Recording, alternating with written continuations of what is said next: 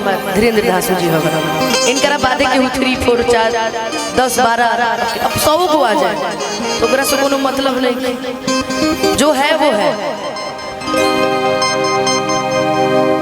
आशिया आई है कुछ सुंदर कलाकार संजना ना, हाँ संजना हमारा भोला बाबा के सबसे खूबसूरत कलाकार में से। हमारे गोलू भाई के पूरा टीम बा, बड़की माई आई बड़ी आई जैसे कार्यक्रम की शुरुआत कर जाओ। रस भरी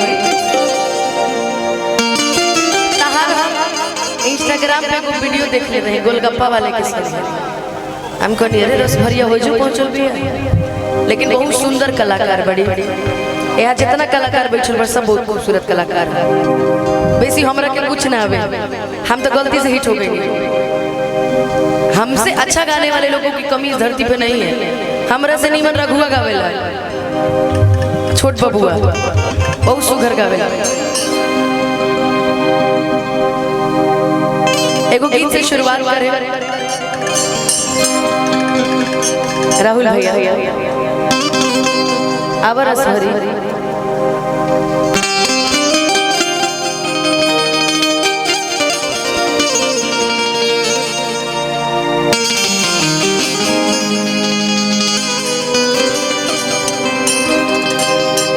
तारा के हम ऐसे ना बुलाइला कैसे कि इतना सैंडलो पहले के बावजूद हम तार कंधा तक के बनी कितना लंबड़ी यार आपका चांद के छू लेबू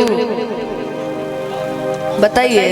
लेकिन आपको गोलू जी बहुत प्रेम करते हैं, आज से नहीं पिछला ही महीना से। इनका के देख के चांद के पार वाला गाना निकल रहा है कि मेरे महबूब कयामत होगी आज रुसवा तेरी गलियों में मोहब्बत होगी। लेकिन आपको देख के आज मुझे गाना याद आ रहा है कि गुड़िया चांद के अजरिया नियन गोर बार हो। थोड़ा सा ना म्यूजिशियंस का जो वोकल है वो आगे मॉनिटर में बढ़ा दीजिए कि गुड़िया चांद के अजरिया नियन गोर बार हो। तो हर जोड़ के गुनिए पे जोड़ पारो, तो हर जोड़ के गुनिए पे जोड़ पारो। गुड़िया चांद के अजरिया नियन गोर बार हो, गुड़िया चांद के अजरिया नियन गोर बार हो। तो हर जोड़ के गुनिए पे जोड़ पारो, तो हर जोड़ के गुनिए पे जोड़ मारो।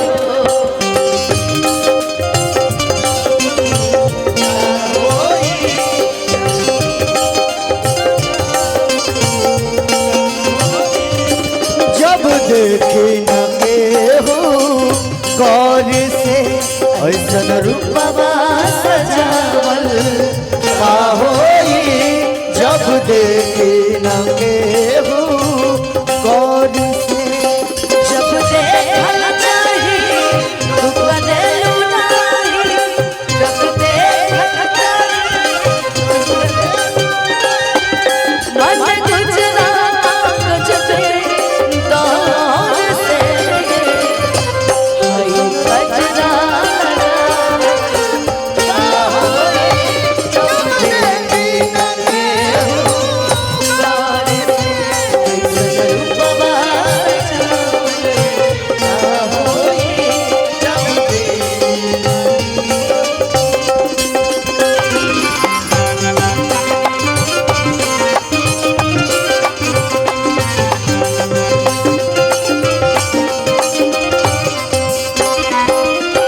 हम तो लड़की है बाकी लड़का कहता अपना प्रेमिका के सामने आओ देखिए मत हमरा बाहुबली बुझाता हुआ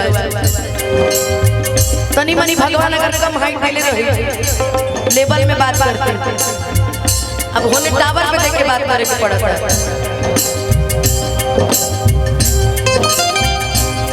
गोलू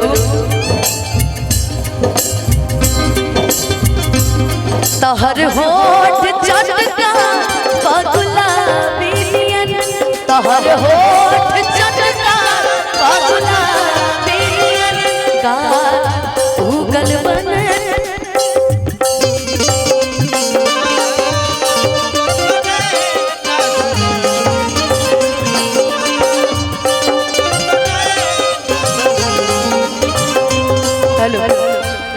तोहर होठ चटका गुलाबी नियन, तोहर होठ चटका गुलाबी नियन, गाल उगल बने ना शराबी नियन, गाल उगल बने ना शराबी। तू तक मांगत पसंदी छक छोर बारू हो, तू तक मांगत पसंदी छोर बारू हो, तोहर जोड़ के हुनई के जोड़ बारू हो, तोहर जोड़ के हुनई के जोड़ बारू हो।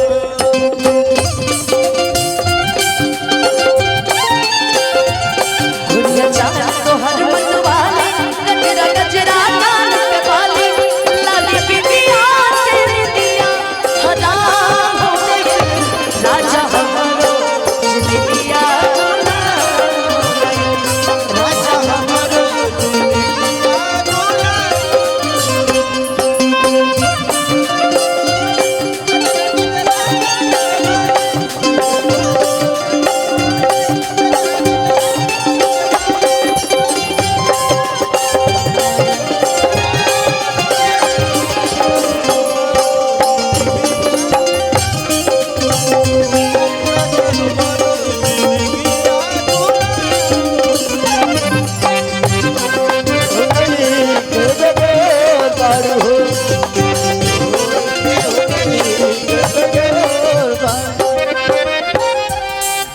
गली तोहर खातिर दया गिले हम, एह गली तोहर खातिर दया गिले हम, तोहर नामे जिंदगी गबहिले हम, तोहर नामे जिंदगी तोहर नामे जिंदगी गबहिले हम।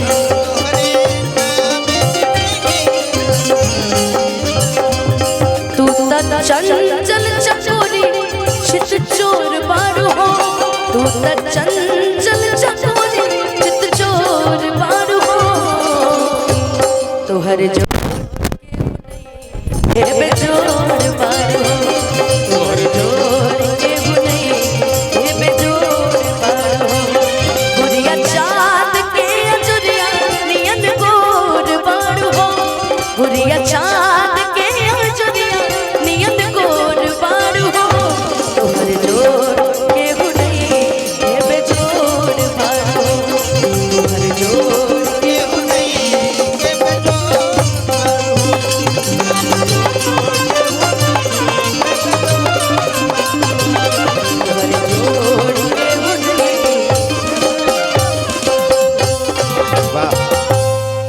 कि तोहर जोड़ के हुनई और बेजोड़ सुबोध भैया के भाई अनुराग यादव जी अहियापुर बड़े भैया की तरफ से 1001 रुपए का पुरस्कार है। बहुत बहुत धन्यवाद। ऐसे ही प्यार सनी तमाम कलाकारों पर आपका बना रहे। एक बात का और विशेष आग्रह करूंगी सभी लोगों से, आप ले जा बढ़ जा ए साउंड अलग से हट जा ए कुर्सी भोला भैया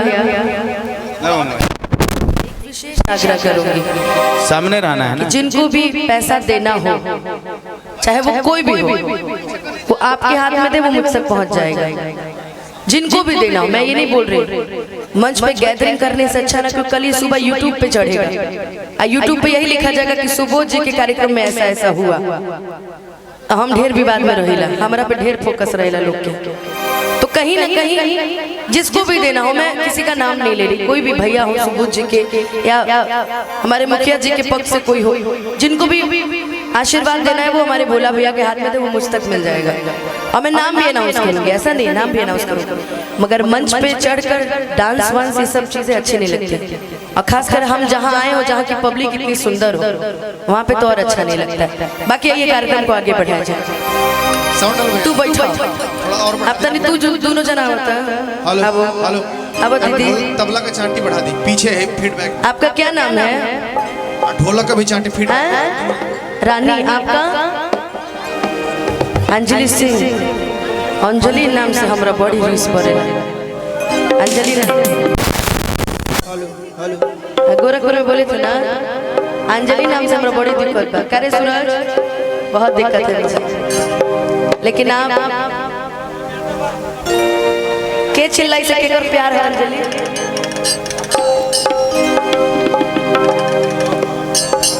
एक एगो गाना गाई तारा खातिर कि छाने छाने बदले